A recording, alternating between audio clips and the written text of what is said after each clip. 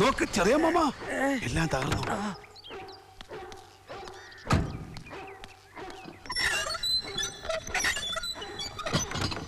അയ്യോ എന്റെ അയ്യോ,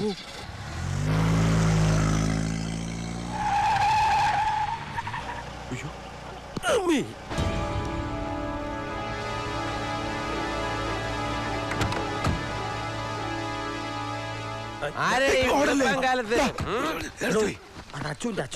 അച്ഛന്റെ അച്ഛന്റെ അമ്മയോ? ആരുടെ അച്ഛൻ? ആരുടെ അമ്മ?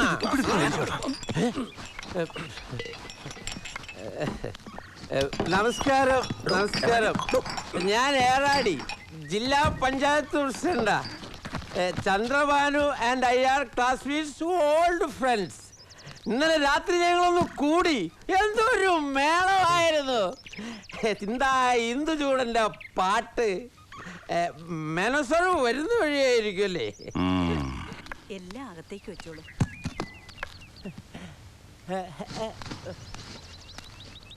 ഞങ്ങളുടെ വരവ് ബുദ്ധിമുട്ടായല്ലേ?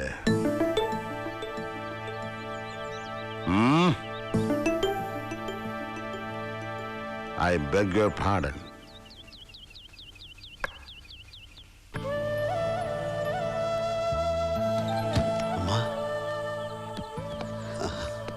അച്ഛോ,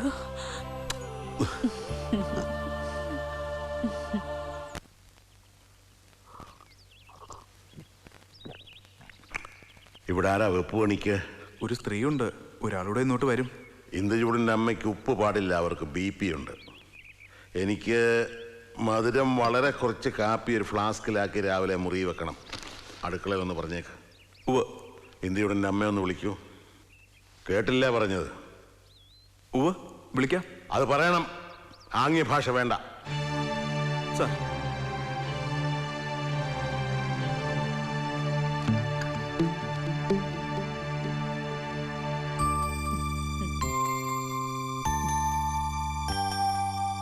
നിന്റെ ചെറിയ മാമാന്ന് പറയണ ആ ഫൂളിനോട് ഞാൻ പ്രത്യേകം വിളിച്ചു പറഞ്ഞിരുന്നതാ, വന്ന് കയറുമ്പോ അച്ഛൻ ഇഷ്ടമില്ലാത്തതൊന്നും ഇവിടെ കാണരുതെന്ന്. ആ ഫൂള് തന്നെയാ ഇന്നലെ വെള്ളം അടിച്ച് കോൺ തിരിഞ്ഞ് ഇവിടെ അയ്യപ്പൻ വിളക്ക് നടത്തിയത്. കൊടുക്കണുണ്ട് ഞാനവന്. നീ ഇപ്പൊ തുടങ്ങും. അച്ഛന്റെ മുഖം കണ്ടില്ലേ, ഇതെത്രയുണ്ട്. എങ്ങനെ സഹിക്കുന്നു അങ്ങേരെ? വേറെന്താ ചെയ്യാ, ഡിവോഴ്സ് ചെയ്തൂടെ? അടി അസത്തെ. ആ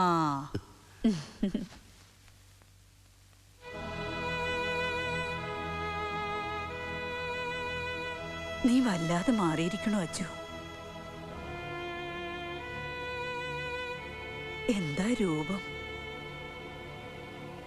ഈ മീശയും മുഖവും. നീ മറ്റാരോ ആയിപ്പോയി.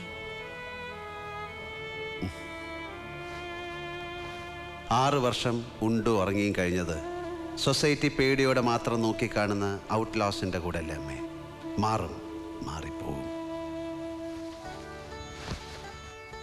അമ്മയുടെ പഴയ അച്ചു ഇതിനകത്ത് എവിടെയോ ഇപ്പോഴും ഉണ്ടെന്ന് എനിക്കത്ര നിശ്ചയം പോരാ.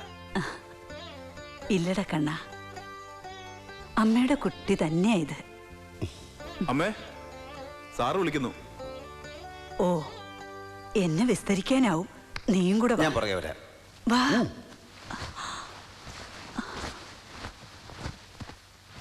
ഭയങ്കരം തന്നെ അച്ചോട്ടാ.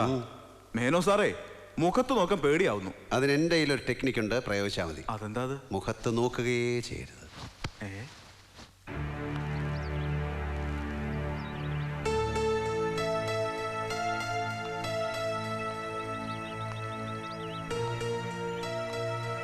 എന്താ ഇന്ദുചൂടൻ്റെ future plan?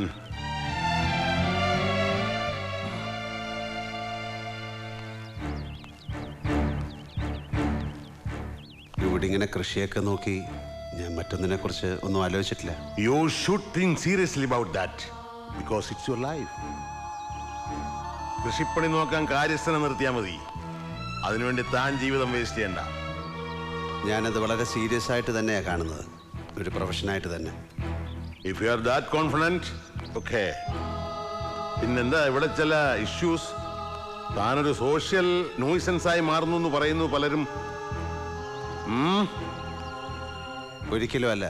Being A social animal ഞാനും ചില ഇഷ്യൂസിൽ ഇടപെടുന്നു എന്ന് മാത്രം. എൻ്റെ ചുറ്റുപാടുകളിൽ നിന്ന് എനിക്ക് ഒളിക്കാനാവില്ല. എന്താ അച്ചു ഇത്? ഒരുപാട് സങ്കടം നീ ഞങ്ങൾക്ക് ഉണ്ടാക്കി വച്ചില്ലേ? ഇനിയും വേണോ? അയാൾ പറയട്ടെ, അയാളുടെ സ്റ്റാൻഡ് അയാൾ ക്ലിയർ ചെയ്യട്ടെ, എന്നിട്ട് ഞാൻ സംസാരിക്കാം. എനിക്കൊന്നും പറയാനില്ല. പറയാനുണ്ടായിരുന്നത് കേൾക്കാനും വിശ്വസിക്കാനും അച്ഛൻ തയ്യാറാകാത്തതിൻ്റെ ഫലം 6 വർഷം ഞാൻ അനുഭവിച്ച് തീർത്തു. ഒരു മകൻ്റെ വാക്കുകളല്ല അച്ഛൻ കേട്ടത്. മുന്നിൽ വന്ന് നിൽക്കുന്ന ഏത് കുറ്റവാളിയും പറയും പോലെ ഞാനും പറയുന്നത് നുണയാണ് എന്ന് ഏത് ന്യായാധിപന്റെയും പ്രിജുഡിസായ മനസ്സിൽ തോന്നും പോലെ അച്ഛനും തോന്നി. വെറും തോന്നലല്ല, വിശ്വസിച്ചു. കാരണങ്ങൾ പലതാണ്. സാഹചര്യം, തെളിവുകൾ എല്ലാം നിനക്കെതിരായിരുന്നു. അതെ, സത്യം എവിടെയും തോൽപ്പിക്കപ്പെടുന്നത് മെറ്റീരിയൽ ഫാക്ടേഴ്സായ തെളിവുകളും സർക്കംസ്റ്റാൻസസും കൊണ്ടാണല്ലോ. സാഹചര്യങ്ങളിൽ ഏറ്റവും വലിയത് എന്തായിരുന്നു എന്ന തിരിച്ചറിവാണ് 6 വർഷവും എന്നെ ജീവിക്കാൻ പ്രേരിപ്പിച്ചത്. അതെന്താണെന്ന് അച്ഛനറിയോ? മണപ്പള്ളി മാധവൻ നമ്പ്യാർക്ക് അച്ഛനോടുള്ള പക, അതിന്റെ ഇരയാവുകയായിരുന്നു ഞാനെന്ന സത്യം. അച്ഛന്റെ ജരാനരകൾ ഏറ്റുവാങ്ങി പകരം സ്വന്തം യൗവനം ദാനം നൽകിയ പുരാണ കഥാപാത്രത്തെ അമ്മയാണ് മടിയിൽ കിടത്തി പറഞ്ഞു തന്നത്. അതായിരുന്നു ശക്തി തന്നത്. നിയമഗ്രന്ഥങ്ങളിലെ വരികളും വരികൾക്കിടയിലെ അർത്ഥഭേദങ്ങളും മാത്രം ജീവിതാധാരമായി കണ്ട് ജീവിക്കുന്ന അച്ഛന് വേണ്ടി അത്രയെങ്കിലും ചെയ്യാൻ കഴിഞ്ഞല്ലോ എന്ന ചാരിതാർത്ഥ്യം. നിർത്താം, പ്രസംഗം നിർത്താം. അന്ധമായ പുത്രസ്നേഹം ദേവേന്ദ്രനെ യാചകവേഷം കെട്ടിച്ച് സൂര്യപുത്രനായ കർണന്റെ മുമ്പിൽ എത്തിച്ചിട്ടുണ്ട്. അർജുനനെ കർണൻ വധിക്കാതിരിക്കാൻ കർണന്റെ ശക്തി സ്രോതസ്സുകളായ കവചകുണ്ടലങ്ങൾ എരന്നു വാങ്ങാൻ പോയ ദേവരാജാവിന്റെ കഥ അമ്മ പറഞ്ഞെന്നതും എനിക്ക് ഓർമ്മയുണ്ടാവും. വോ, എനിക്ക് പുച്ഛമാണ് അച്ഛനോട്. സ്വന്തം മകനിൽ അവന്റെ കഴിവുകളിൽ വിശ്വാസമുള്ള ഒരച്ഛനും ആ ഗതികേട് വരാൻ പാടില്ല. സത്യമാണ്, ഞാൻ നിന്നെ രക്ഷിക്കാൻ വേണ്ടി ആരുടെ മുമ്പിലും യാചകവേഷം കെട്ടിട്ടില്ല. അങ്ങനെ ഒരു കുറ്റവാളിയും രക്ഷപ്പെടാൻ പാടില്ലെന്ന് ഞാൻ അന്ന് വിശ്വസിച്ചിരുന്നു, ഇന്നും വിശ്വസിക്കുന്നു. I said I have no regrets. No regrets.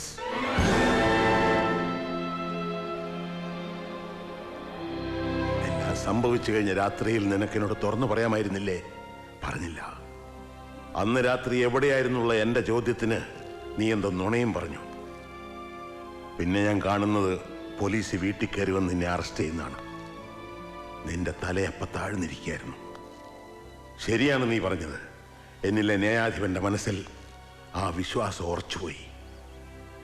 നീ ഒരു ക്രൈം ചെയ്തിരിക്കുന്നു.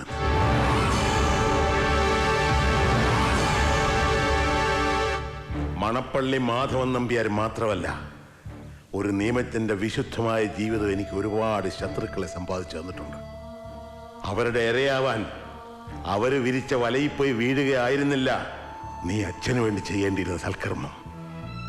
അച്ഛന്റെ ആഗ്രഹത്തിനൊത്ത് ജീവിക്കുക. അഭിമാനപൂർവ്വം അച്ഛന് ചൂണ്ടിക്കാട്ടാൻ നീ ഉയരങ്ങളിലേക്ക് വളരുകയായിരുന്നു വേണ്ടത്. മകൻ IAS-കാരനായി വന്നിറങ്ങുന്നത് സ്വപ്നം കണ്ട് കാത്തിരുന്നവരുടെ മുന്നിലൂടെ നീ കൈവിലങ്ങ് വിട്ടുപോയി. 6 വർഷം സെൻട്രൽ ജയിലിൽ നീ അനുഭവിച്ചാൽ കൂടുതൽ വേദന ഞാനും ഇവളും കൂടെ അനുഭവിച്ചു.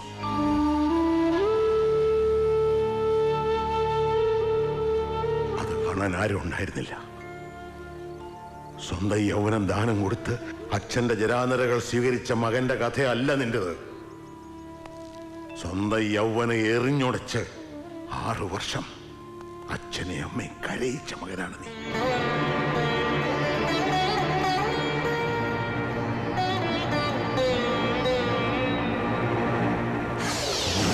ദാനം കൊടുത്ത് അച്ഛന്റെ ജരാനരകൾ സ്വീകരിച്ച മകന്റെ കഥയല്ല നിന്റേത്. സ്വന്തം യൗവനം എറിഞ്ഞുടച്ച് 6 വർഷം അച്ഛനെ അമ്മയെ കരയിച്ച മകനാണ് നീ.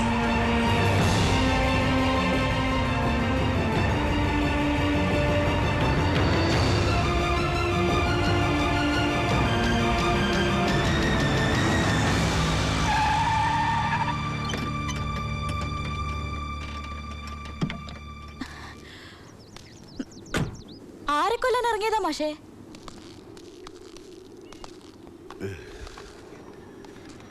നിന്റെ അച്ഛനെ.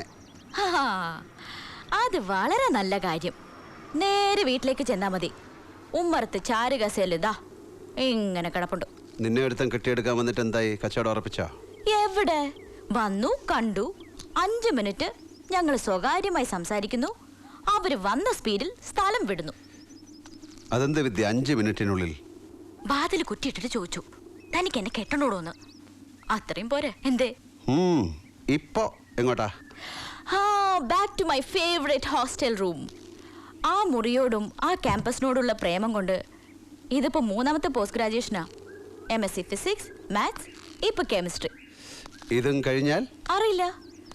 കൊള്ളാവുന്ന ആണൊരുത്തം വിളിച്ചാ കൂടെ പോവും. ഏത് നരകത്തിലേക്കും, ഇല്ലെങ്കിൽ എവിടെയെങ്കിലും പോവും. ഈ ഭൂമി വളരെ വിശാലായിട്ട് കിടക്കല്ലേ. എന്നാ വിട്ടോ മോനെ ദിനേശ.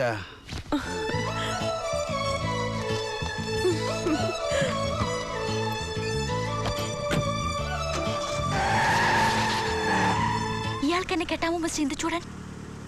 എന്താ? അല്ല, ഈ ജീപ്പ് പെട്രോൾ ആണോ ഡീസൽ ആണോ എന്ന് ചോദിച്ചതാ. ഇതിൽ രണ്ടും പോവും.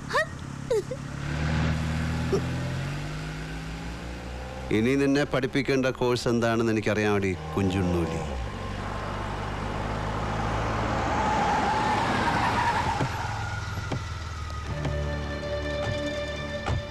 എന്താടോ പെൺകുട്ടികളെ വഴി തടഞ്ഞു വെച്ചൊരു സംസാരം?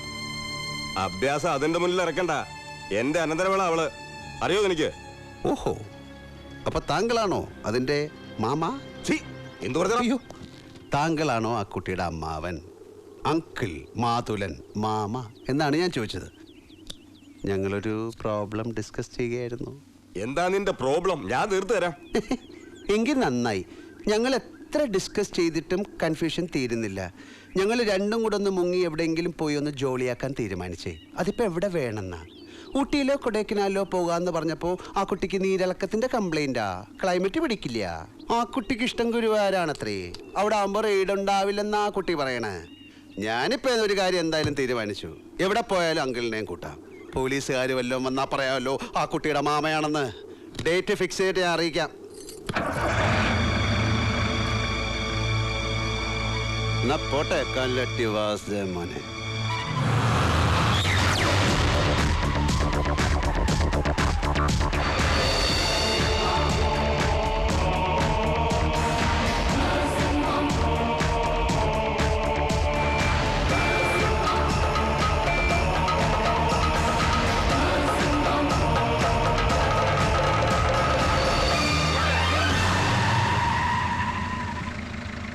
What happened? നത്തിങ്. ഞാനൊരു കാര്യം ചോദിക്കാൻ പറ്റേ. ഈ വണ്ടി എങ്ങനെ, പെട്രോളോ ഡീസലോ? ഇതിൽ രണ്ടും പോവില്ല, ഒന്നേ പോവൂ, പെട്രോൾ. നീ പോയ ഉടനെ നിന്റെ മാമ അങ്കിൾ വാസുദേവൻ വണ്ടി കൊണ്ട് ചവിട്ടിയിട്ട് എന്നോട് കോർക്കാൻ വന്നു. എന്തിന്? ഞാൻ നിന്നോട് മിണ്ടിയതിന്. Oh, he's a crack. എന്നിട്ട് എന്തു പറഞ്ഞു? ഞാൻ നിന്നെ കെട്ടാൻ പോവാന്ന് പറഞ്ഞു. Really? ഏയ് ചുമ്മാ പറഞ്ഞല്ലേ, ഒന്ന് എരികേറ്റാൻ. എന്നാ വിട്ടോ. വേറൊന്നും പറയാനില്ലേ? വേറെന്ത് പറയാൻ? ഓ ദിനേശ. ഏയ് അനുധാരെ, ഏതെങ്കിലും ഒരു ആൺകുട്ടി വന്ന് വിളിച്ച ഉടനെ കൂടെ ഇറങ്ങിപ്പോവാൻ നിൽക്കണ്ട. കുറച്ചുകൂടെ ഒന്ന് വെയിറ്റ് ചെയ്യൂ. വെയിറ്റ് ചെയ്താൽ?